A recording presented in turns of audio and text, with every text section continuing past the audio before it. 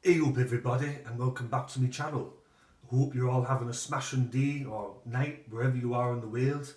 It's currently Saturday night here, so I'm just at home having a couple of lagers and I'm going to do this video for you tonight. Um, the video tonight is going to be about the top 5 most underrated players that I think are currently playing in the NRL. Um, Last night I did the video about the top 5 most overrated players, but tonight I'm going to go about the most underrated players. So the first player I've got is Daniel Tupou. Now, Daniel Tupou plays for Eastern Suburbs, aka Sydney Roosters. He's played over 160 first grade games since 2012. He's scored nearly 100 tries. He's played 4 games for New South Wales, 1 for Australia, and he's won 3 premierships with Eastern Suburbs. I think in terms of the team that he's played in, he kind of goes under the radar. Everyone in the past has gone on about Sonny Bill Williams, Tedesco, Cordner, Friend. You can name a couple of other players, Crichton, but I always think that with Daniel Tupou, he's not ever really spoken about that much. He just kind of quietly does his job on the wing and just goes about things. Um, when you actually, I think when he retires and you look back on those Eastern Suburbs teams that have won those premierships, everyone will still talk about Tedesco and Cardner and Friend and all that keeper, but they won't really mention Daniel Tupou. I think he's a solid player, and what hates the most from being a Parramatta fan is that he was actually a junior. He played for Guildford and then he played for the Toyota Cup team, and then he was cut from us and picked up by Eastern Suburbs, and the rest is history. So great going, Parramatta.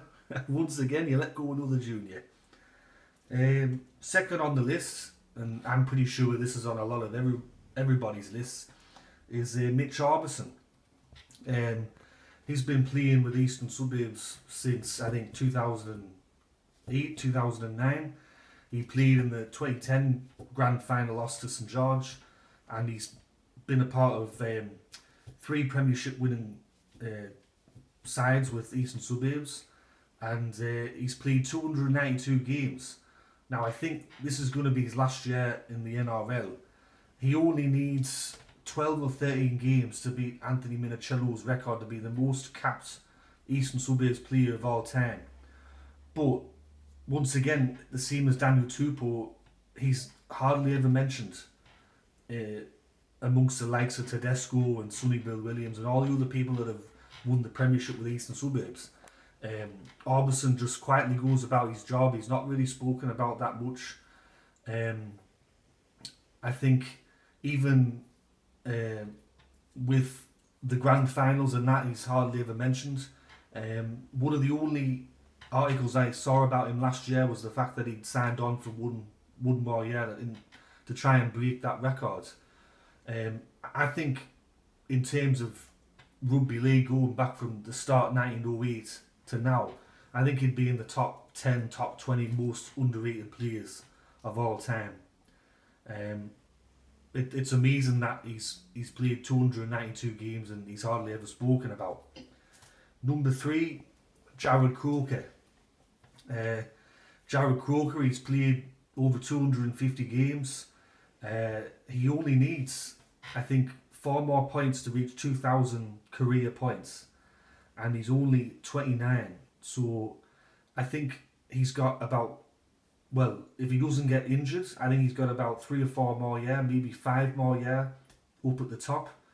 And the way that he's going, I think he's going to come really close. I think he's going to come dead close to breaking Cameron Smith's final tally for most points. And with the way that he plays and the fact that he rarely does get injured, I think that he'll break Jason Croker's record for the most caps for Canberra.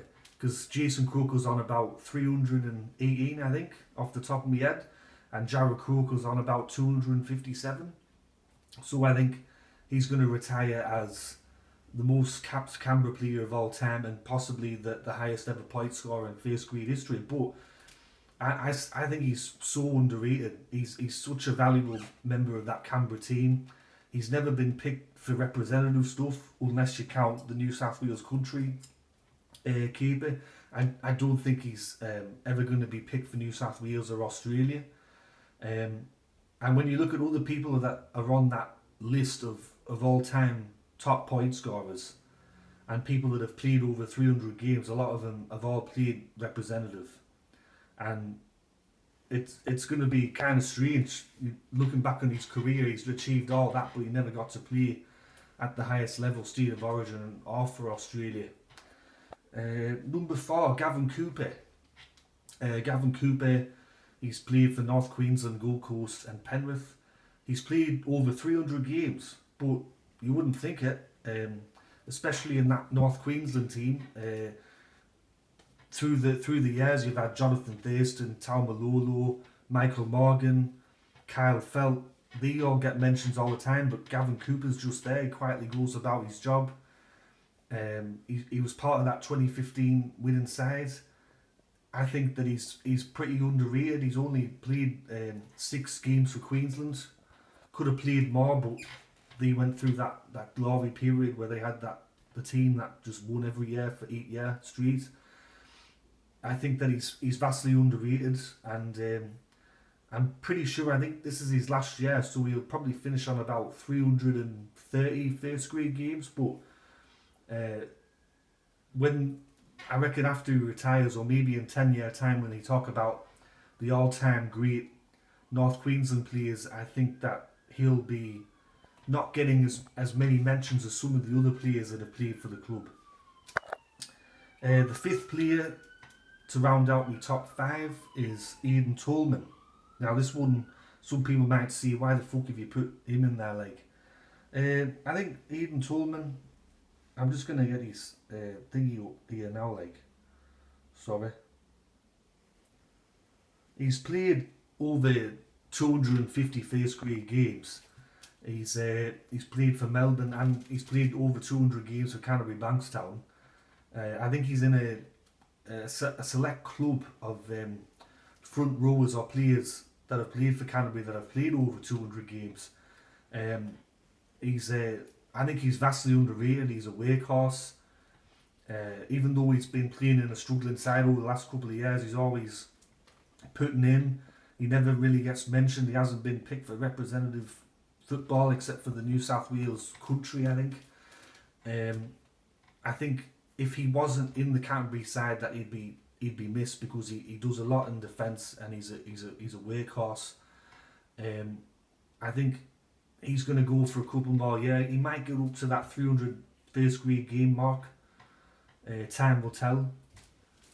But I think he's vastly underrated, especially with some of the other players that have played with Canterbury in the past, Ben Barber and Josh Reynolds and all those type of players. They've all got mentions in the media and from other people, but Aidan Tolman, he just quietly goes about his job. And for a bonus player, I thought I'd throw him in. He no longer plays in the NRL, but he plays over here with Leeds in England, is Matt Pryor. He's played over 250 first grade games. A lot of people wouldn't know that he was actually part of the 2010 St George Premiership winning team.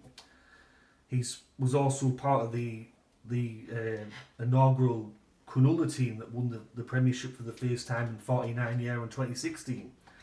I remember he was one of the reasons why I think they won that semi-final match against Canberra. He played the game of his life. He played like a man possessed. But I think with Matt Pryor, he's another player that when he was with Cronulla, everyone was talking about Fafita and Graham and Luke Lewis and Ben Barber and Valentine Holmes. And then he just had Matt Pryor, and he quietly went about his job. He was one of the most important members of that Cronulla team, but he just never got a mention. And then even when he got selected for New South Wales in 2018, people kind of went, why is Matt Pryor getting picked? He's no good. He's done out. And I'm kind of sat there thinking, well, I think he's kind of at least earned a call-up. He's played over 200 games. He's a 2-time Premiership winner.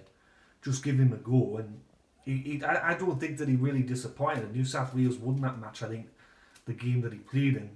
He wasn't picked for the third game, I think, but I think when he was called up, he did a great job. So I've put Matt Pryor on the list. I think he's a very underrated player. I think he's got a couple of years over here, and this will probably be his last club. He'll just be over here, earn some money, because they tend to pay overs for players over here. But yeah, that's me top 5 plus the bonus player for most underrated player. Let me know who you think are the most underrated players in the NRL, or maybe you agree with the players that I've listed tonight. Once again, if you love the video, please like and subscribe, share the video, get it out there.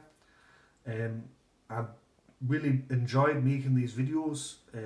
I'll be doing some more in the future. If you got any ideas about videos that you'd like to see me do, then just drop them in the comment section below. Make sure that you hit that like and subscribe, hit the notification bell so you get an email when I do a new video.